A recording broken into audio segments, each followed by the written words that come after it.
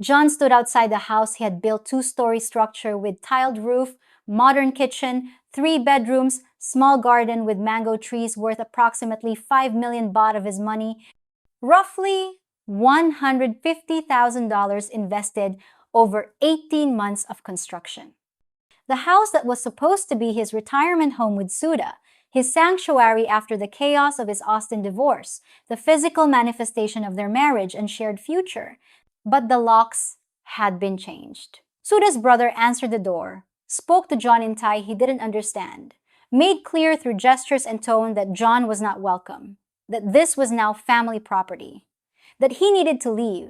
Behind her brother, John could see Suda's parents sitting in the living room, his living room, furnished with furniture he had purchased, watching television he had bought, living in the house he had funded, but that was legally hers. Suda herself was nowhere visible. Her phone had been disconnected 3 days ago. Her line messages went unanswered. The lawyer she had consulted, paid for by John, had filed separation papers John hadn't known about until he received formal notification. 13 months of marriage, 18 months of relationship before that, and Suda had disappeared completely while her family occupied the house that bore her name on every legal document. John's Thai lawyer had explained the situation with uncomfortable honesty. The house was Suda's property under Thai law, built on land registered in her name, paid for with money, considered gifts from husband to wife, legally indistinguishable from her assets, regardless of funding source. John had no ownership claim, no legal recourse, no right to enter property that was hers by law, despite being his by investment. The marriage had been legal, documented, celebrated with traditional ceremony attended by Suda's village. The sin-sod bride price had been paid according to Thai custom. 300,000 baht, approximately $9,000, given to Suda's family as demonstration of John's commitment and financial stability. The marriage certificate made them husband and wife under Thai law, entitled them both to certain legal protections and obligations. But it didn't entitle John to shared property ownership. It didn't protect his investments and assets registered in Suda's name. It didn't prevent her from filing for separation and keeping everything they had supposedly built together. Thai marriage law protected Thai spouses more than foreign spouses. Family law courts favored Thai wives over foreign husbands, and John's romantic belief that marriage meant shared assets had been expensive misunderstanding of how property rights functioned in Thailand. Standing outside the locked house, 57 years old with approximately $30,000 remaining from the $250,000 he had brought to Thailand, John understood he had fallen for the marriage trap, the sophisticated long con, where Thai women use traditional marriage customs and foreign men's romantic beliefs to secure property and assets before disappearing behind legal protections that made recovery impossible. This is the story of how wedding vows became transfer of wealth, how love became legal liability, how John's dream of peaceful retirement with devoted Thai wife became nightmare of financial devastation and forced return to America with nothing. If you've been enjoying the stories I create, please consider hitting the subscribe button. Your support is crucial for the growth of this channel and helps me dedicate time to making these videos despite my commitment to a full-time job. Thank you for being here. John Matthews divorced his wife of 22 years on his 55th birthday, a timing that felt symbolic of endings and potential beginnings. The divorce was expensive and bitter. Linda kept the house, he kept his small electrical contracting business, they divided savings, he paid substantial alimony. When everything settled, John had approximately $250,000 in liquid assets, a business he was tired of running, and profound sense that his American life had been work without reward, accumulation without satisfaction. Decades of grinding routine that had produced nothing he actually valued. His children, 2 daughters in their 20s, were closer to their mother, called John, occasionally out of obligation but had never been particularly interested in his life beyond ensuring he was financially stable enough not to become their responsibility. His marriage had been loveless for years before its formal end, more like business partnership than romantic union, and its termination felt more like relief than tragedy. But relief didn't solve loneliness. At 55, John was functionally invisible to American women. His age, dating apps generated no responses, social events connected him with no one. His modest appearance and working class background made him uninteresting to women who had options. He faced prospect of aging alone in Austin, working until he physically couldn't, dying eventually without having experienced the warmth and affection he had always believed life should include. Thailand entered his consciousness through YouTube videos and expat forums, spaces where divorced Western men discussed starting over in Southeast Asia, posted photos with Thai wives, talked about finding genuine affection and domestic happiness in cultures that supposedly valued stability and kindness over youth and wealth. The message was seductive. In Thailand, 55-year-old divorced electrician could find 25-year-old wife who would love him genuinely, could retire comfortably on modest savings, could experience romance and companionship that had been impossible in America. John researched carefully, read warnings about bar girls and gold diggers, understood that many Thai women saw foreign men as financial opportunities rather than romantic partners. But he also read success stories, foreign men who had married Thai women, built houses, integrated into villages, lived happily for decades with wives who had been faithful and devoted. These success stories convinced John that with proper caution and genuine approach, he could avoid the traps and find authentic partnership. He sold his electrical business and moved to Thailand with a clear plan. Rent an apartment for 6 months while learning basic Thai language and culture. Avoid obvious prostitution areas like Pattaya go-go bars. Meet Thai women through normal social contexts like churches or community groups. Take time to build genuine relationship before making financial commitments. Marry properly with legal protections if he found the right woman. The plan was careful, methodical, designed to avoid every mistake he had read about in warning stories.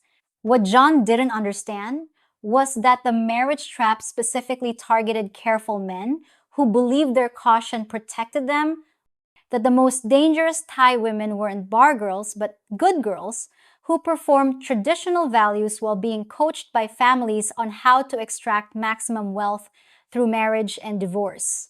John met Suda at a café in Korat, Nakhon Ratchasima, a mid-sized city in Aizen region where he had relocated after finding Bangkok too overwhelming and Pattaya too explicitly commercial.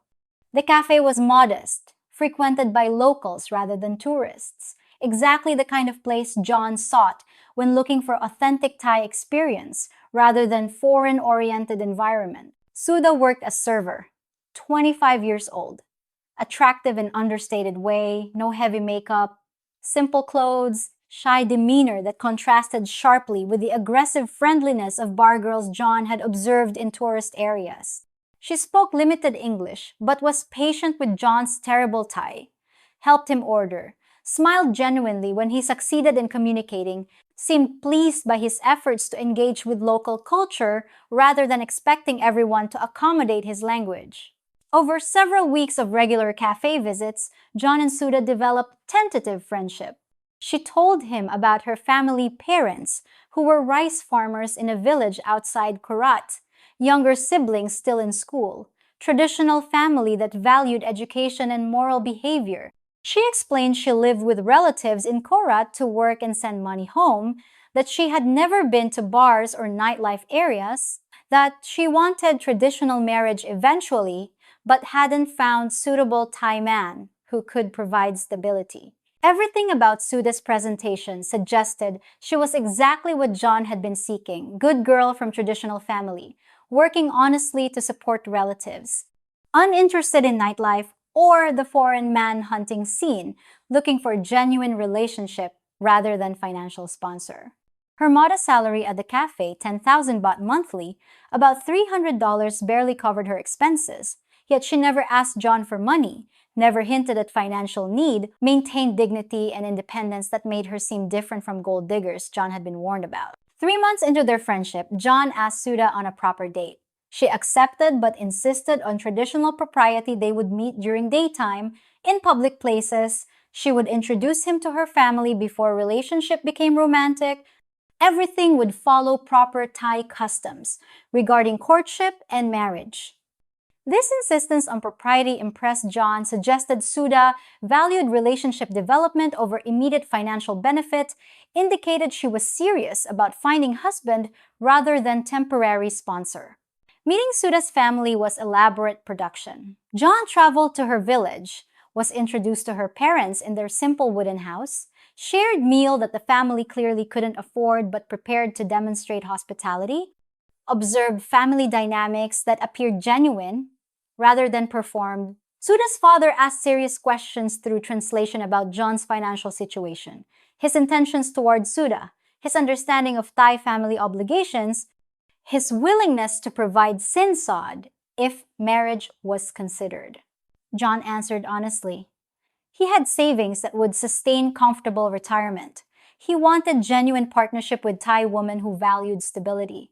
He understood Thai culture included supporting extended family. He would provide appropriate sinsod if marriage became reality. These answers satisfied Suda's family, who gave approval for John and Suda to continue courtship with marriage as eventual goal. What John didn't realize was that the entire meeting had been assessment rather than introduction. Suda's family was evaluating his financial resources, his naivety about Thai customs, his willingness to provide money, his vulnerability to traditional manipulation. Suda had already had relationships with Thai men and potentially other foreign men, but she presented herself as inexperienced to increase her value. Her family had seen other village girls profit from foreign husbands and had coached Suda on proper performance modesty, traditional values, family devotion, all designed to appeal to foreign men seeking good girls rather than bar girls. Over the following 6 months, John and Suda's relationship developed according to traditional Thai courtship patterns, or at least what John believed were traditional patterns. They spent time together, chaperoned by relatives. He visited her village regularly. She occasionally visited his apartment in Korat, but never stayed overnight. Physical intimacy was limited and proceeded slowly. Marriage was discussed openly as the goal rather than casual dating. During this period, John supported Suda modestly. He gave her family money for emergencies. Her father's motorbike needed repairs, 10,000 baht. Her younger brother needed school fees, 8,000 baht. Her mother needed medical care, 15,000 baht. None of these amounts were large individually, and all were presented as emergencies rather than regular support, making John feel like helpful boyfriend rather than exploited sponsor. Suda never directly asked for money. Instead, she would mention family problems to John, would cry about difficulties, would say she didn't know how to solve issues without devastating her family. John would offer to help. Suda would refuse initially. John would insist. Suda would accept reluctantly with profound gratitude. This pattern made John feel generous rather than manipulated, made him believe he was choosing to help rather than being systematically extracted. The courtship was also emotionally fulfilling in ways John hadn't experienced in decades. Suda was affectionate within appropriate limits, genuinely seemed to care about John's well-being, listened to his stories about his life in America, made him feel valued and interesting rather than boring and old. She cooked Thai meals for him, taught him more Thai language, introduced him to her friends, who validated that Suda was good girl from respectable family, exactly the kind of woman foreign man should be fortunate to marry. 8 months into their relationship, John proposed marriage officially. He had saved 70,000 baht, about $2,100, which he understood was modest sinsod but appropriate for his financial situation and Suda's family's modest status. He expected negotiation, expected the family might request more, prepared himself to compromise. But Suda's father requested 300,000 baht sinsod, about $9,000 plus gold jewelry, worth another 100,000 baht. This was substantially more than John had budgeted, more than he had expected given the family's poverty, amount that made him uncomfortable. He consulted expat friends who confirmed this was high sinsod, that families sometimes ask for large amounts and then return most of it after ceremony as face-saving gesture, that negotiation was expected and acceptable. John negotiated. Suda's family reduced sinsod to 300,000 baht without gold jewelry, explaining that they needed money more than jewelry, that this amount would help them improve their house and support younger children's education, that most of it would be returned to John and Suda after ceremony to help them start their married life. This reduction and the explanation made John feel better. The family wasn't being mercenary. They had genuine needs. They were being reasonable and would return most of the money anyway. He agreed to the terms, began planning wedding ceremony in Suda's village, started discussing where he and Suda would live after marriage. The wedding ceremony was a 3-day affair in Suda's village, combining traditional Buddhist elements with local customs, attended by what seemed like the entire village and numerous relatives from surrounding areas. John paid for everything: food for hundreds of people, entertainment, donations to the temple, accommodations for relatives traveling from distance, photography, traditional ceremonies. Total cost approximately 200,000 baht, beyond the 300,000 baht sinsod. The sinsod was presented publicly during ceremony. 300,000 baht displayed in elaborate arrangement to demonstrate John's financial capability and commitment. Tradition held that family would return most of this amount to the couple after ceremony. But when John asked about this later, Suda explained that her family needed the money urgently for debts and house repairs, that they were grateful for his generosity, that they would repay it gradually over time. This deviation from expectation troubled John, but he was now married and committed, and the $50,000 total expenditure on wedding and sinsod felt like investment in his future rather than pure expense. He had a beautiful Thai wife who seemed devoted, had been accepted by her family and village, had fulfilled traditional obligations that established him as honorable husband. After the wedding, John and Suda moved to his apartment in Korat. Suda quit her café job. She was now a married woman. Traditional Thai wives didn't work outside the home if husbands could support them. She managed the household, cooked, cleaned, was affectionate, and seemingly happy, made John feel like the marriage was succeeding. But Suda was constantly on her phone, messaging people in Thai John couldn't read. When he asked who she was talking to, she said family and friends, nothing important, just normal social communication. She made frequent trips back to her village every few weeks, sometimes staying multiple days, always with reasons that seemed legitimate. Her mother was sick, there was a village ceremony, her siblings needed help with something, Thai holidays required family presence. These trips cost money, transportation, gifts to bring family, money to live with family for their needs. Each trip cost 5,000 to 10,000 baht, adding up to substantial ongoing expense. John didn't refuse, because refusing would make him seem stingy and uncaring about family, would violate Thai cultural expectations about supporting wife's family, would create conflict in marriage that was otherwise functioning well. 6 months into marriage, John had spent approximately $70,000, total $50,000 on wedding and sinsod, $20,000 on supporting Suda and her family during marriage. His remaining capital was $180,000, still substantial but decreasing faster than planned. And with Suda not working and family support ongoing, his spending rate was unsustainable. 8 months into marriage, Suda suggested they build a house. Renting an apartment in Korat was expensive and temporary, she said, wasted money that could be building equity. Her family had land, they would give them in the village, they could build a proper house, create permanent home, invest wisely rather than throwing money away on rent. John resisted initially. He knew foreigners couldn't own land in Thailand, knew property in wife's name was risky, had read countless warnings about foreign men building houses they later lost when marriages ended. But Suda's proposal was framed differently. Her family was giving the land as gift, construction costs would be shared investment, they would have lawyer draft proper agreements protecting John's interest. This was marital asset, not just Suda's asset. He would have legal protections through marriage. Suda also argued that living in her village would reduce living costs dramatically. No rent, lower utility costs, cheaper food from local markets, less temptation for expensive spending.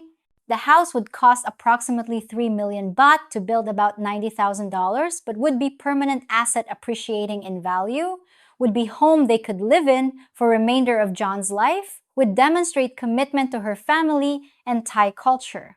John consulted a lawyer recommended by expat friends. The lawyer explained the risks. Honestly, foreign spouses had limited property rights. Marital assets in Thai name were difficult to claim in divorce. Proper legal structures could provide some protection, but enforcement was uncertain. The lawyer could draft usufruct agreement, giving John lifetime right to use property, could include clauses in marriage agreement about asset division, but Thai courts tended to favor Thai spouses in disputes, especially when property was on family land and funded by foreign husband. Despite these warnings, John decided to proceed. He was married legally, committed to Suda, planning to spend the rest of his life in Thailand. The house wasn't speculative investment. It was marital home, permanent residence for him and his wife, built on land given by her family as acceptance of their marriage. Yes, property would be in Suda's name because Thai law required it, but marriage provided protection. Proper legal agreements would provide additional protection, and the alternative was continuing to rent while watching his capital decrease. They began house construction. John paid for everything: architectural design, permits, labor, materials, all costs as they occurred. Construction took 18 months, slow pace, typical of Thai village building where work proceeded irregularly and costs accumulated gradually. Suda managed the construction, worked with builders, made decisions about finishes and fixtures, kept John informed about progress and additional costs that kept emerging. Total construction costs exceeded initial estimates, significantly 5 million baht final cost, approximately $150,000 for a house that was beautiful and modern but had cost nearly twice the original quote. Overruns were explained as normal Thai construction problems, material costs increasing, unexpected structural issues, upgrades that Suda insisted were necessary for quality and longevity. Throughout construction, John made regular trips to the village to observe progress, watched his house take shape, felt pride and satisfaction in creating permanent home. Suda's family was warm and welcoming, helped with construction, seemed grateful for the prosperity John was bringing to their family, treated him as valued son-in-law rather than foreign sponsor. When construction completed, John and Suda moved into the house. It was beautiful, exactly what he had envisioned for his retirement: comfortable, modern amenities in peaceful village setting, large enough for visits from his daughters if they ever decided to come to Thailand, surrounded by mango trees and rice fields, everything suggesting John had successfully transitioned to his Thai life and built foundation for comfortable aging. What John didn't fully process was that he had just transferred $150,000 to property he had zero legal claim to, that his legal protections were mostly theoretical, that his marriage to Suda provided no guarantee of shared property rights, that he had made himself completely financially vulnerable to a woman he had known less than 2 years, had married for less than 1 year, and who had access to all marital assets and properties while he had access to nothing except through her continued presence. 6 months after moving into the house, the dynamics began changing. Suda's mother needed to move in temporarily. She was having health problems, needed daily care Suda could provide. The village house was too far from the hospital. John agreed reluctantly. Temporary help for sick family member was reasonable. He had extra bedrooms. Supporting wife's parents was cultural obligation. Suda's mother moved in. Then Suda's brother moved in. He needed to be close to job opportunities in the area, was looking for work, would contribute financially once employed, but needed free accommodation temporarily. Then, Suda's sister and her young child moved in. Her husband had left her. She had nowhere else to go, couldn't survive alone with young child, needed family support until she got back on her feet. Within 3 months, John's house, his house that wasn't legally, his house was occupied by 5 of Suda's family members, plus Suda herself. His privacy was gone. His quiet retirement shattered, his three-bedroom house crowded with people whose Thai conversations he couldn't understand, whose presence changed his home into something unrecognizable. When John complained, Suda became emotional.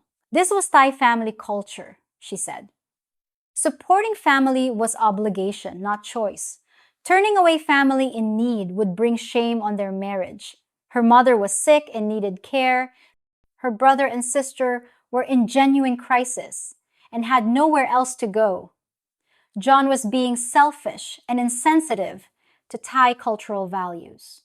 The family living in his house also needed financial support.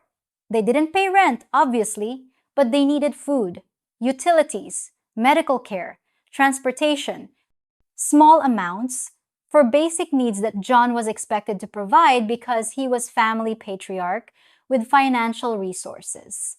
These costs added approximately 20,000 baht monthly, about $600 to his expenses beyond what he had been spending when just he and Suda lived there. John's savings were decreasing rapidly. He had started with 250,000, had spent about 180,000 on sinsad, wedding, initial family support, and house construction. His remaining capital was $70,000, and his current spending rate of approximately 2,000 monthly was depleting it at a pace that would exhaust his resources within 3 years. He told Suda they needed to reduce expenses, that her family needed to move out or start contributing financially, that he couldn't sustain current spending without depleting his retirement funds completely. Suda's response was cold distance. She became less affectionate, spoke to him less, seemed to be withdrawing emotionally while remaining physically present in the house. The withdrawal was strategic manipulation. Suda knew John feared abandonment, feared losing his investment in the marriage and property, feared being alone in Thailand after having committed everything to this relationship. Her emotional distance created panic in John, made him desperate to restore their previous intimacy, willing to compromise on financial boundaries to avoid losing her. 13 months after marriage, John discovered by accident that Suda had been communicating regularly with another man throughout their relationship. He saw messages on her phone when she left it unlocked, affectionate messages to someone named Kai, messages that went back to before John and Suda had married, messages that suggested ongoing emotional or possibly physical relationship. When John confronted Suda, she initially denied everything, then said Kai was just friend from her village, that Thai culture allowed friendships that looked intimate to Western eyes but were innocent, that John was being jealous and paranoid and culturally insensitive. But the messages were explicitly romantic, included discussions about meeting when John visited his friend in Bangkok, included complaints about John that suggested Suda was maintaining relationship with Kai while married to John. The confrontation became bitter. John demanded Suda stop contacting Kai, demanded she show him her phone regularly, demanded accountability that would prove she was committed to their marriage. Suda refused, said she wouldn't be controlled like a child, that John's jealousy was destroying their marriage, that maybe they had made mistake getting married if he couldn't trust her. Within a week, Suda moved out. She went to her parents' house in the village, the house John had helped improve with his money, on the property where his house now stood. Her family remained living in his house, treating it as family property, polite but firm when John suggested they should leave since Suda had left. 2 weeks after Suda moved out, John received legal notice that she was filing for separation. The filing included requests for formal property settlement, with claim that house John had built was marital asset that should be divided according to Thai family law, which typically meant property registered in Thai spouse's name, remained Thai spouse's property, regardless of funding source. John consulted his lawyer urgently. The lawyer's assessment was devastating. Suda had strong legal position, property was in her name on her family's land, Thai marriage law favored Thai spouses in property disputes, John's contributions would be considered gifts or marital support rather than ownership investments. His usufruct agreement was essentially unenforceable without Suda's cooperation. He had no realistic path to reclaiming his investment or maintaining rights to property. He had paid $150,000 to build.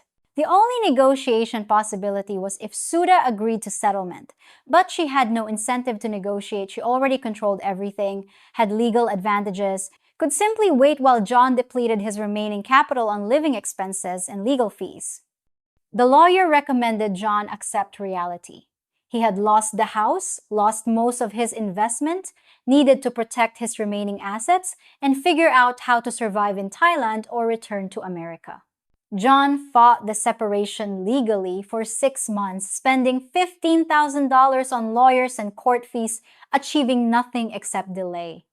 Thai family court ruled predictably. House was Suda's property as registered owner. John's financial contributions were marital support that didn't create ownership claim. His usufruct agreement was invalid because it hadn't been properly registered with land office. His claims about being deceived were civil matters outside court's jurisdiction in separation proceeding. The ruling was final. John had no appeal worth pursuing, no legal mechanism to recover his investment, no way to access house he had built. Suda and her family occupied the property, changed locks, treated John as unwelcome intruder if he approached. His marriage of 13 months had cost him approximately $200,000 and left him with $50,000 in remaining capital, amount insufficient for retirement in Thailand or comfortable retirement in America. He moved to Pattaya, rented small apartment for 8,000 baht monthly, tried to process what had happened, tried to understand how his careful approach had resulted in complete financial destruction. He had avoided bar girls, had sought good girl from traditional family, had married properly with ceremony and legal recognition, had built house that was supposed to be marital asset and retirement home, had done everything the right way according to guidance about avoiding Thai girlfriend traps. But the marriage trap was specifically designed to catch men who did everything right, who married properly, who invested in marital assets, who believed marriage provided legal protection. The trap worked through legal structure that protected Thai property owners absolutely, through family law that favored Thai spouses, through cultural customs like sin, sod, and family support that extracted money under guise of tradition, through lengthy timelines that made foreign men believe marriages were stable before executing exit strategy. Suda hadn't been unusual or particularly evil. She had been one of many Thai women who understood that foreign husbands represented financial opportunity, best captured through marriage and property investment, who performed devotion convincingly while preparing eventual exit, who used cultural customs and legal protections to maximize extraction before leaving foreign husbands with nothing. Her family had been complicit, possibly had coached her through entire process, definitely had benefited from Sinsod and John's ongoing support, and finally from house he built that became family property. The traditional wedding, the family land gift, the warm acceptance of John, all of it had been investment in establishing legitimacy before extraction, performance designed to make John believe he was building genuine life rather than being systematically defrauded through legal mechanisms disguised as marital investment. John's remaining $50,000 was enough to return to Austin and rent apartment, insufficient to rebuild life he had before Thailand. At 57, starting over in America after having burned bridges and sold business and spent retirement savings on Thai marriage that had been engineered catastrophe from beginning. He sometimes thought about Suda, wondered if she had planned from beginning to take his money and leave, or if she had genuinely tried to make marriage work before deciding to exercise her legal advantages and exit. He wondered if Kai had been real relationship or strategic backup plan, if her family's occupation of the house had been coordinated strategy or opportunistic expansion, if anything about their relationship had been genuine, or if it had been performance from first café encounter through final legal separation. He suspected the truth was mixed. Suda had probably liked aspects of John's personality, had probably enjoyed parts of their relationship, had probably felt conflicted about taking his money and leaving. But liking him hadn't been enough to prevent her from following cultural script that many Thai women followed. Find foreign husband, extract maximum resources through marriage, secure property in own name, eventually separate, and keep everything. The marriage trap continued catching foreign men because It appeared to be opposite of trap legal marriage, traditional customs, respectable girl, family involvement, permanent property investment, everything suggesting stability and legitimacy rather than scam and fraud. Men who married Thai women and built houses believed they were doing it right, avoiding mistakes of men who just had girlfriends or who got involved with bar girls, creating genuine marital assets through proper legal and cultural channels. But Thai property law made all such beliefs irrelevant. Foreigners couldn't own land. Property in Thai spouse's name was Thai spouse's property, regardless of funding source. Marriage provided no meaningful protection for foreign investment, and separation returned property to registered owner with foreign spouse having no recourse except expensive and usually unsuccessful legal action. John returned to America 18 months after his Thai marriage ended, broke, bitter, carrying expensive education about how romance and property law had intersected to destroy retirement plans he had carefully constructed. He moved into a small apartment in Austin, took part-time electrical work to supplement Social Security that was still several years away, accepted that comfortable retirement had been replaced by continued labor and financial stress that would probably persist until death. His daughters were sympathetic but distant. They had warned him about Thailand, had suggested the marriage was risky, had not been surprised when it ended badly. Their sympathy felt like judgment. Their support felt like obligation. And John was too ashamed to fully explain how completely he had been manipulated through a combination of legal naivety and emotional vulnerability. Other foreign men he had known in Thailand shared similar stories, marriages that ended with Thai wives keeping houses, men who returned to their home countries with significantly depleted resources, families who had coached daughters through extraction process, villages where multiple houses stood as monuments to foreign men's romantic beliefs and legal ignorance. Some marriages survived, some Thai wives were genuinely devoted, some foreign men successfully navigated Thai property law and family obligations and built genuine partnerships. But the success stories were quieter than the failure stories, harder to verify. Possibly survivorship bias, where men who had invested too much to admit failure continued claiming success despite underlying problems. The marriage trap worked because it exploited fundamental desires for companionship, for fresh start, for belief that somewhere in world existed women who would value foreign men beyond their financial utility.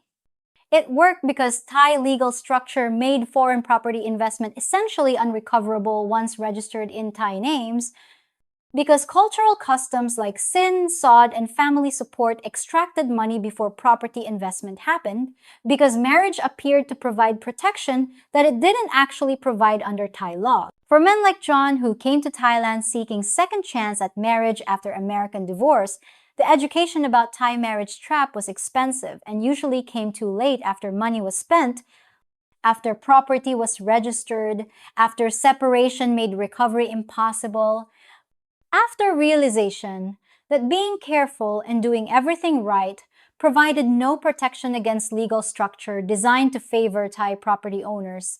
Absolutely. 3 years after returning from Thailand, John continued working, continued aging in small Austin apartment, continued processing how his dream of retirement with Thai wife had become nightmare of financial loss and forced return to country he had thought he was done with. The $200,000 he had lost in Thailand represented not just money, but years of labor, not just investment, but potential for comfortable aging, not just financial loss, but theft of future he had been building toward his entire working life. He never remarried, never dated seriously, never trusted enough to become vulnerable again after Thai marriage had demonstrated how thoroughly vulnerability could be exploited through combination of emotional manipulation and legal structure that protected exploiters while leaving victims without recourse. The house he had built still stood in Aizen village, occupied by Suda's family or possibly rented to others or possibly sold entirely. John didn't know and had no legal way to find out, had no mechanism to track assets he had paid for. but that Thai property law considered entirely Suda's property regardless of his financial contribution. His sinsod had bought nothing except traditional wedding ceremony. His construction investment had bought nothing except temporary housing that disappeared when marriage ended. His belief that proper marriage protected foreign investment had been expensive misunderstanding of how Thai law actually functioned. The marriage trap continued catching foreign men because the alternative accepting that Thailand offered no path to secure property investment for foreigners, that marriage provided no meaningful protection, that any asset in Thai spouse's name was unrecoverable, meant accepting that comfortable retirement in Thailand was essentially impossible for foreign men who needed property ownership for long-term security. Some men accepted this reality and adjusted accordingly, renting perpetually and keeping assets in home countries, maintaining financial control even if it meant they could never truly settle in Thailand. Others gambled like John had gambled, believing their marriage was different, their spouse was trustworthy, their legal protections were adequate. Their careful approach would produce different outcome than the warning stories they had heard. For most who gambled, the outcome was similar to John's eventual separation or divorce that revealed property was entirely Thai spouse's property. Foreign investment was unrecoverable. Marriage had been mechanism for legal transfer of wealth rather than partnership for building shared assets, and romantic beliefs about devotion and loyalty had been expensive delusions that Thai property law had methodically destroyed. If this story revealed how marriage becomes mechanism for legal wealth transfer, how traditional customs extract money before property investment destroys financial security, how Thai property law makes foreign investment in spouse's name permanently unrecoverable, how even careful men following proper procedures fall into marriage trap designed specifically to catch them, I invite you to subscribe. There are more stories about marriages that became financial catastrophes, about property investments that disappeared legally, about how romance and property law intersect to devastate foreign men who believe they were building genuine partnerships. Thank you for listening to this difficult truth about how wedding vows can become financial suicide when legal structures favor one spouse absolutely.